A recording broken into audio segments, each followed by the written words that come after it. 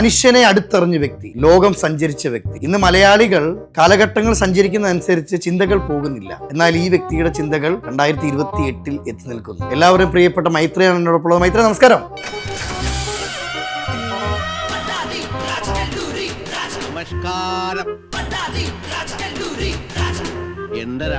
ഈ പച്ചയ്ക്ക് സംസാരിക്കുന്ന വ്യക്തി, നിലപാടുകളോട് കാര്യം പറയുന്ന വ്യക്തി എന്നൊക്കെ കേട്ടിട്ടുണ്ട്, രാഷ്ട്രീയക്കാരെ ആണെങ്കിൽ പോലും. പക്ഷെ ഇത്രയും ഓപ്പണായിട്ട്, ആരെയും പേടിയില്ലാതെ ഇങ്ങനെ ഓപ്പണായിട്ട് ഒരു മനുഷ്യൻ എങ്ങനെ പറയാൻ പറ്റും? നമ്മൾ പറയുന്ന കാര്യം വസ്തുത ആണെന്ന് ബോധ്യമുണ്ടെന്നുണ്ടെങ്കിൽ പറയാൻ പറ്റും. അതിനൊരു വിലയുണ്ട്. ആ വില കൊടുക്കാൻ തീരുമാനിക്കുന്ന ആളാണെങ്കിൽ പറയാൻ പറ്റും. ജാങ്കോ, നീ അറിഞ്ഞ ഞാൻ പെട്ടു. അതായത് ഇന്നത്തെ ഒരു ചട്ടക്കൂട് വെച്ച് നോക്കും.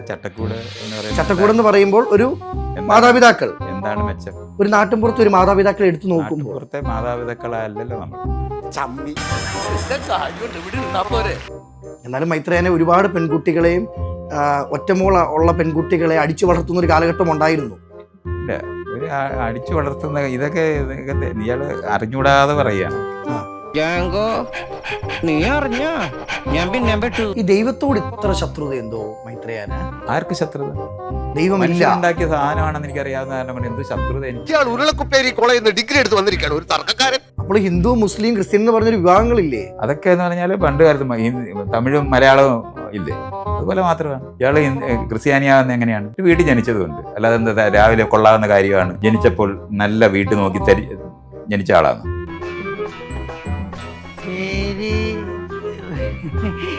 പേരല്ലേ? പേര് ചെറിയ നായർ. ചെറിയ നായർ. തന്റെ അച്ഛന്റെ പേരെന്താ? കുര്യാക്കോസ് വേണം.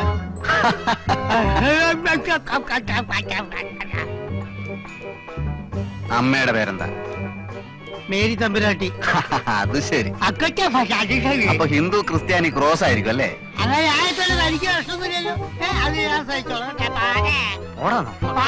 ഇപ്പൊ കുട്ടികളാണെങ്കിൽ പോലും ഒരു ഈശ്വര വിശ്വാസമുള്ള ഒരു കുട്ടിയെ എടുത്തോ, മൈത്രേയൻ പറയുന്നത് ഇത് കേട്ടിട്ട് അവർ ഇൻഫ്ലുവൻസ് ആവത്തില്ലേ? ഇപ്പൊ ഈ അമ്മയും അച്ഛനും ചെയ്യുന്ന അത്രയും ദ്രോഹമൊന്നും ഞാൻ ചെയ്യത്തില്ല.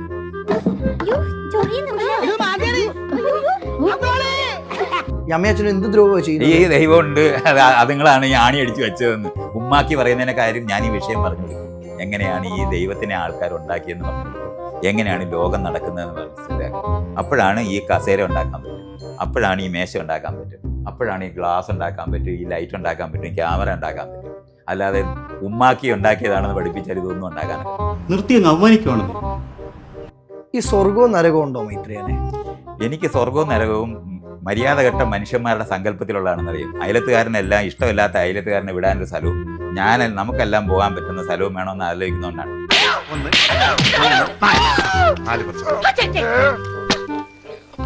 കിട്ടിയ മുതലും പലിശ ചേർത്ത് കിട്ടി.